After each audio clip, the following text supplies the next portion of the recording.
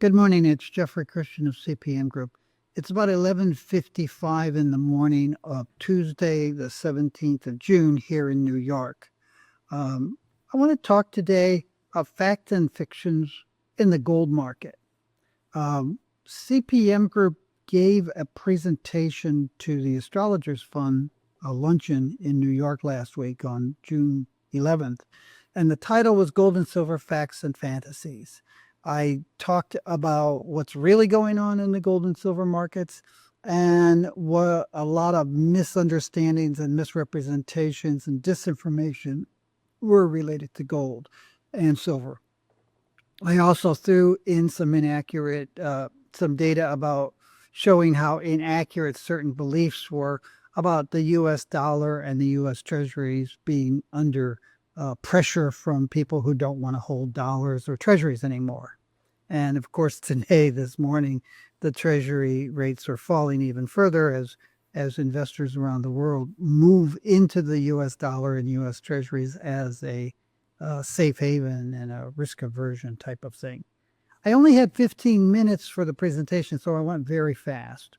One of this presentation, so what I want to do over the several videos is break it down and spend more time. So this presentation is the first what I hope will be 3 videos over the next few weeks that expand on those issues. We'll delve more deeply into the topics of reality versus fantasies for gold, silver, and the US dollar.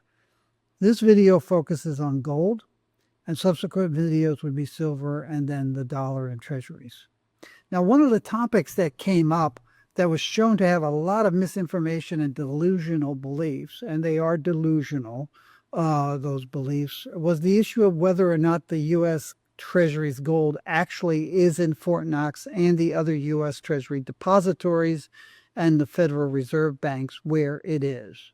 And related to that, whether or not the gold had somehow or other been hypothecated and no longer belonged to the U.S. government. We dealt with this stuff in a February 21st video. Very good. It's a little bit longish. Here's the link. You can see that and do that. I'm repeating some of the slides there today in this, along with some additional information. And part of the information that I have here is a series of videos that we produced earlier on this very subject. So I'll get into that as well.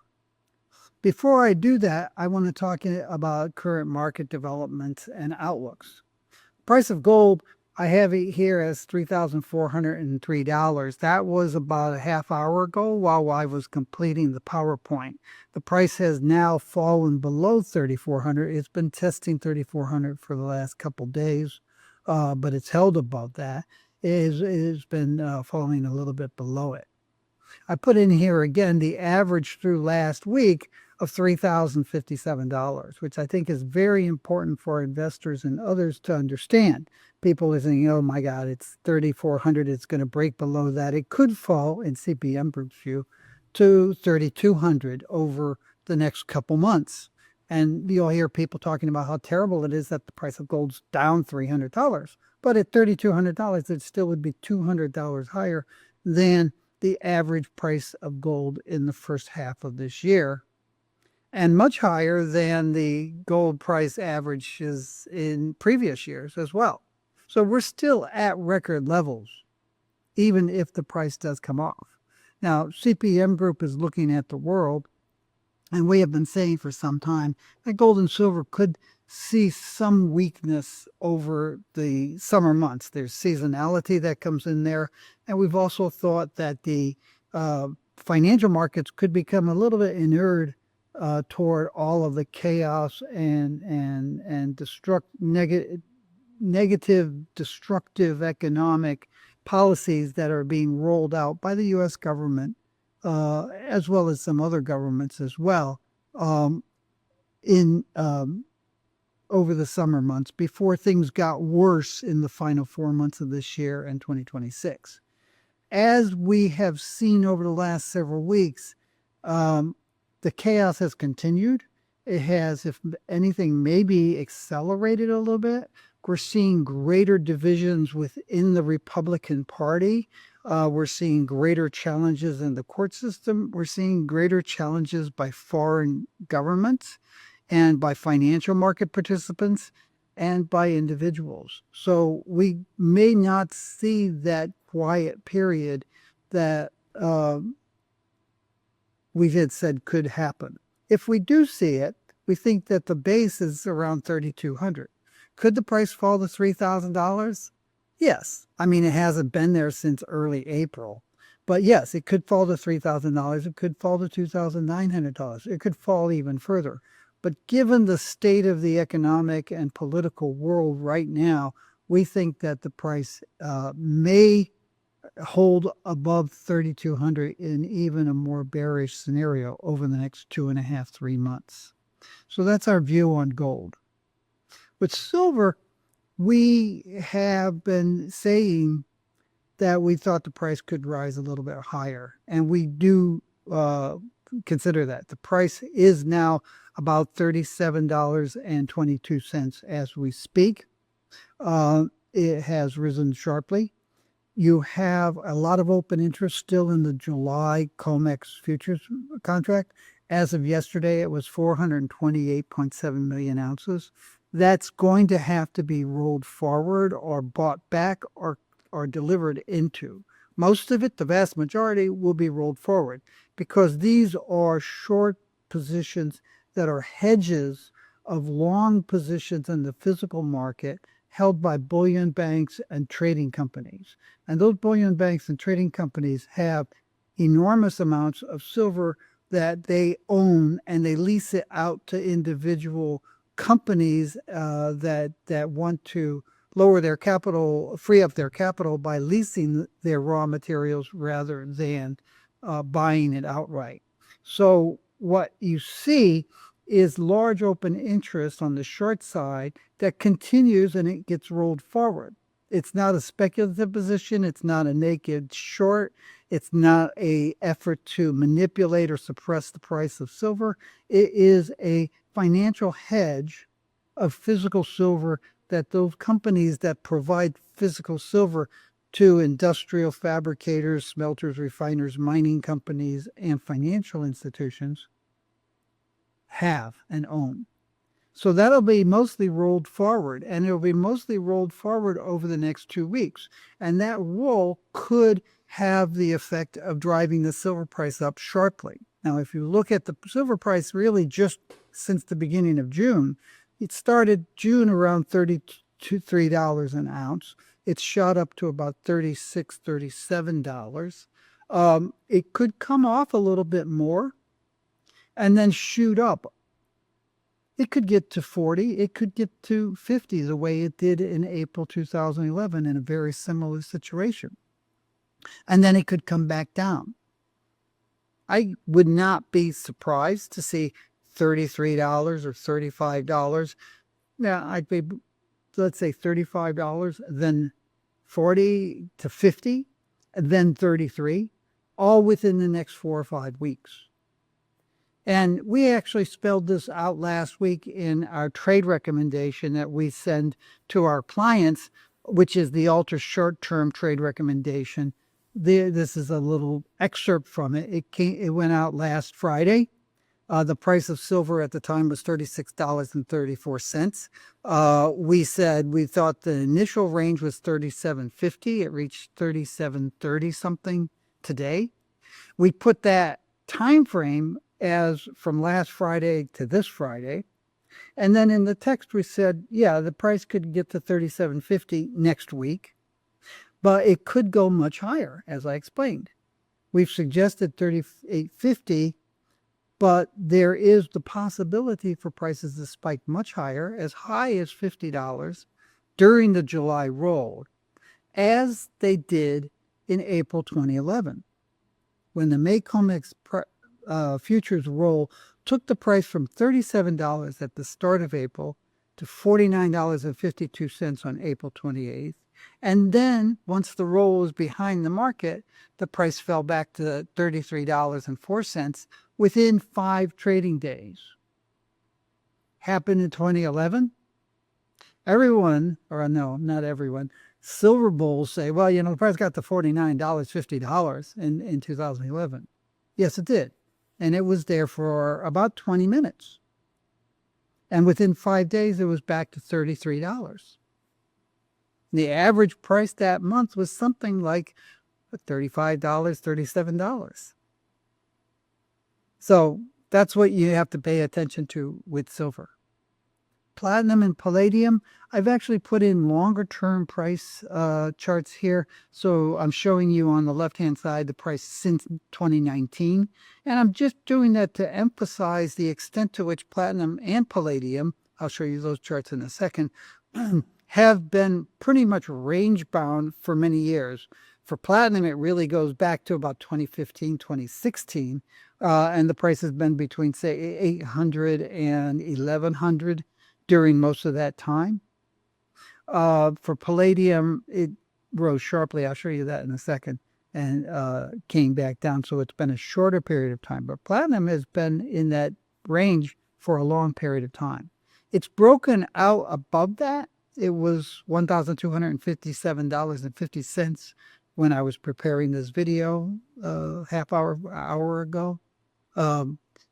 Our belief is that the price has spiked higher on speculative buying. Two things. One is speculative buying based on the release of a marketing document at the end of May, which said, oh, the platinum market's in a gigantic deficit and Chinese people are buying a lot of platinum jewelry instead of gold jewelry because of the price differential, and the auto industry is going to recover and use a lot more platinum group metals. None of which seems particularly realistic to CPM Group. But it has been a speculative bounce that we've seen in platinum buying on a short-term basis based on those results. Platinum market, in our view, is in a large surplus. Chinese demand for platinum jewelry did rise last year. It is rising a little bit more this year. We don't think the rise is as big as the promotional organizations have suggested. And we also point out that China is in a very bad situation economically, and investors have pulled back and consumers have pulled back from buying discretionary products like high-priced platinum jewelry. So we don't necessarily have a bullish view. In addition to that speculative buying, you also have the fact that July is an active contract for platinum on the NYMEX. And as of a couple of days ago, you had 3 million ounces of open interest in the July contract and about 340,000 ounces of eligible and registered, mostly registered. About 220,000 of that was actually registered with the COMEX for the July contract. So there is some upward price pressure on the platinum price going into that first delivery date at the end of June for the July NYMEX price. Our expectation is that at some point the price will come back off and will go back below $1,100 and continue to trade in that range of, say, $850, $900 on the low side and $1,050 to $1,100 on the upside. Palladium also has risen. You can't see it quite so much because I put that chart back to 2019. But it has gotten up to $1,059 today, sort of riding along with platinum in our view. You can see again, as I pointed out, the palladium price, while the platinum price has been pretty much range bound and relatively low compared to its previous peaks in 2007, 2011. The palladium price rose very sharply, really starting around 2016, 2017, and peaking in early 2022. Since that time, it's come down, and it has spent about a year and a half or so, about a year and 3/4 now, in a range of $800 to $1,200. And our expectation is that it's going to continue to do that. Now, having spent 14 minutes talking about all of that, let me get on to the subject of today's video, gold facts and fantasies. Gold fact. Investment demand has been strong. the key driver of gold prices is investment demand, and the key driver of investment demand are exogenous variables, economic and political factors, what some of our clients call the environment for gold investment demand. And those factors have been hostile. They've gotten more hostile, and our expectation is that they probably will grow more hostile over the next 6 months. But it's really investment demand that has been driving gold prices up sharply this year and really over the last several years. Central banks have continued to buy gold on a net basis, but last year they bought 40% less gold than in 2023, and they're on pace to buy even less this year. In the first 4 months of this year, central banks were buying at a rate of less than 7 million ounces a year. Gold fantasies. Treasury gold reserves have not been audited in decades and may not be there. I'm going to spend and waste way too much time on that in a few minutes. The BRICS countries plan a gold-backed currency, or, in fact, they don't plan any currency at all. In their most recent meeting, and the communique that was issued at the end of that meeting, 32-page communique, it's available in English on the internet. Gold is not mentioned, and currency markets are not mentioned. Putin gave a speech talking about a BRICS currency that may or may not have a gold tie-in. The central bank chairman for Russia, for the Russian central bank chairman, gave a speech in which she said, "We have no interest in a BRICS currency. We don't see how it would work. We think it would be destructive of economic conditions within the BRICS countries. And we definitely don't have any interest in a gold-backed currency. We want to keep as much of our gold reserves as possible. We do not want to use it to buy back rubles from people who don't want rubles because we've been paying for imports with them." So it's just not there. Just not there. You have to be deluded or something else to think that it's there and to care about it and to continue to talk about it. And another factor, which will be important over the next 2 weeks in the dark corners of the internet, the BIS, the Bank for International Settlement, has a ruling on high-quality liquid assets guidance. And that comes into effect for some banks as of July 1st. It has nothing to do with gold, and it has nothing to do with the Basel III capital rules. It has to do with the BIS Basel III asset rules, which are coming into effect. Gold is a Tier 1 asset in the BIS view for capital factors. It is not a Tier 1 asset for asset factors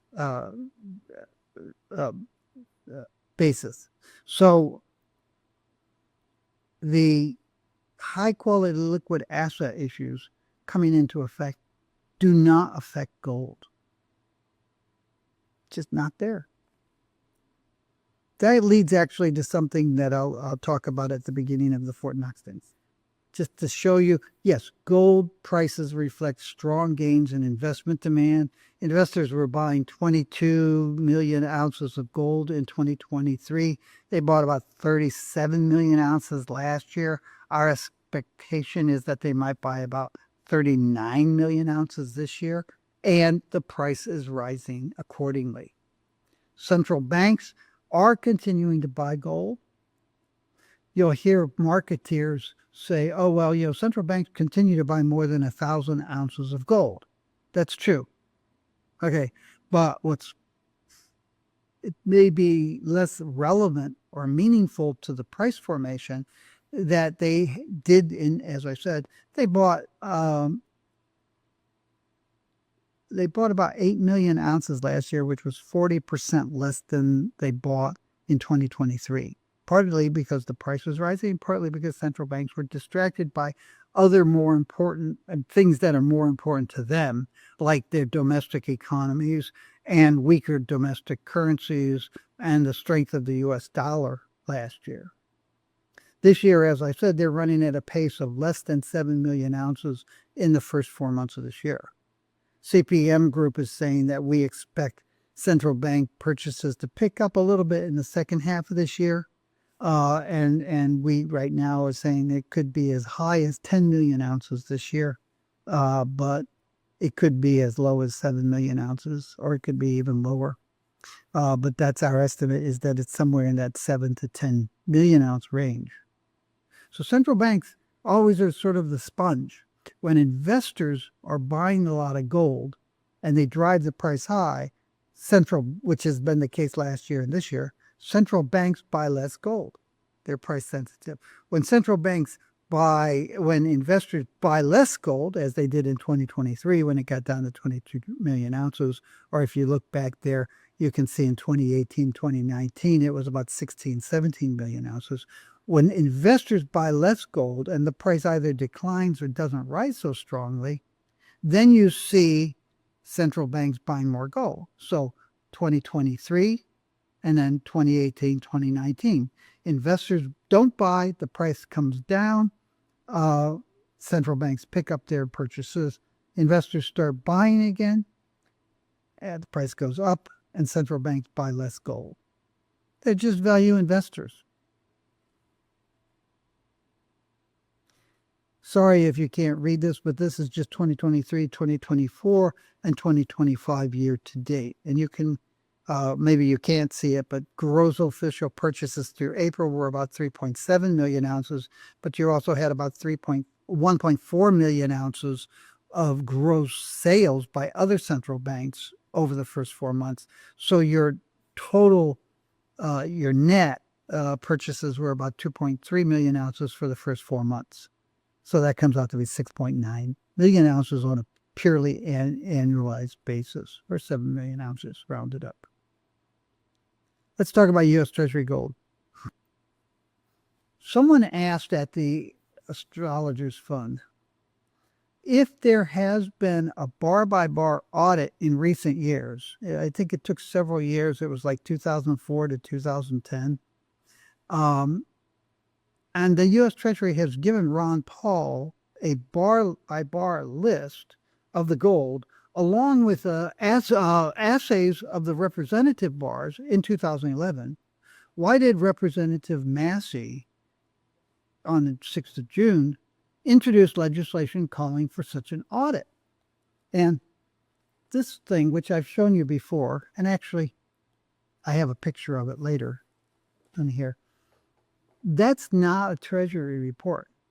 That's a report from Ron Paul's subcommittee of a hearing that he had in 2011, at which the Treasury gave him a stack of papers with a bar-by-bar thing. So the answer to that question is the same as the answer to why did Musk and Trump make a big deal about the questioning the existence of the gold earlier this year. And the answer to both questions is these people want to instill fear, and they seek to deprecate the U.S. government's reputation in the eyes of voters and citizens. As somebody in the Republican Party said under the George W. Bush administration, no one cares if you take over a banana republic. I didn't say that. A Republican official in the George W. Bush administration said it. I won't say who it is, but it's a matter of public record. Right? The reality is, if you depreciate the reputation of the U.S. government in the eyes of voters and citizens, it's easier to manipulate those voters and citizens. By the way, what happened to that fever-pitched comments from Musk and Trump earlier in the year? We're going to go to Fort Knox and see if the gold is there.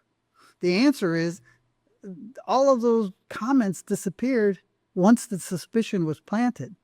They'd done their job. They're not ignorant. They just know how to play the crowd. It's all there. As I said, we did a video in early February, 21st of February, I guess it wasn't early. And in 2024, we did 2 videos related to the annual audits and the bar-by-bar review. So I shouldn't have to go through this. So then the WAG says, but who owns it? How do you know that the gold in Fort Knox and elsewhere hasn't been hypothecated or leased out? There are a variety of reasons. There's an enormous body of published evidence that that has not happened. In addition to that, there is unpublished information that some people have that makes it clear that that's nonsense.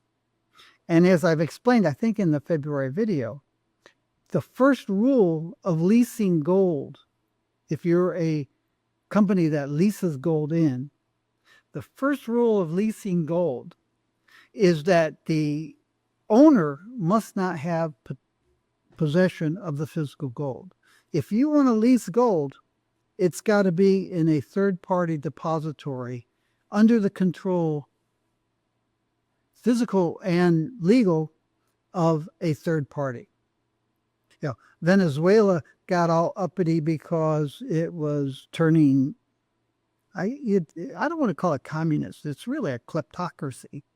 And a lot of the gold. Anyway, they took their gold out of London and shipped it to Caracas with a lot of fanfare. We're repatriating our gold. They weren't repatriating it because it had never been there. They were repatriating their gold. They were bringing their gold home so that the British and the U.S. couldn't capture it. And they had a parade in downtown Caracas about it.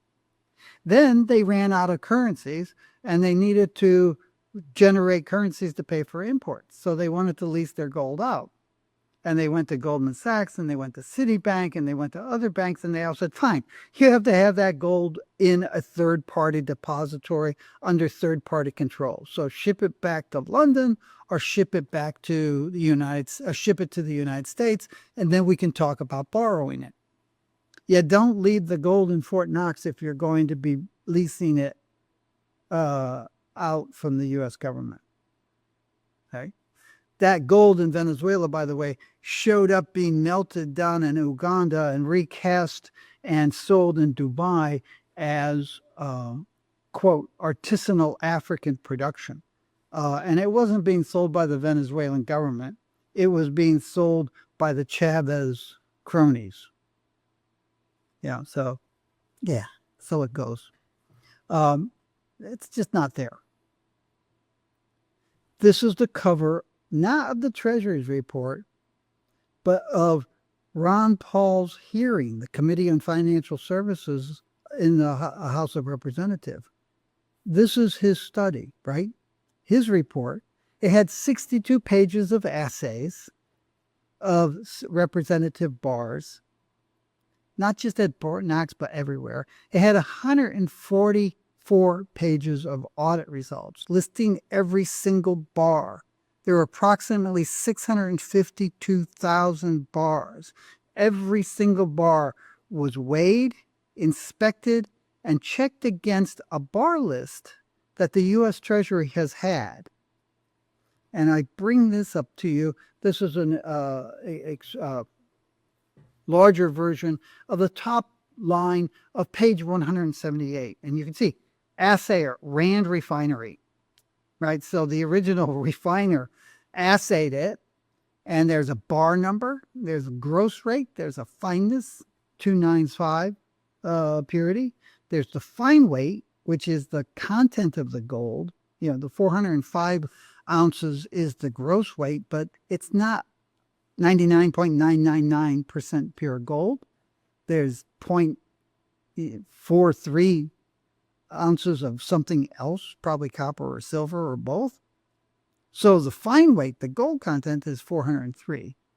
And there's one bar and official book value, $42 an ounce.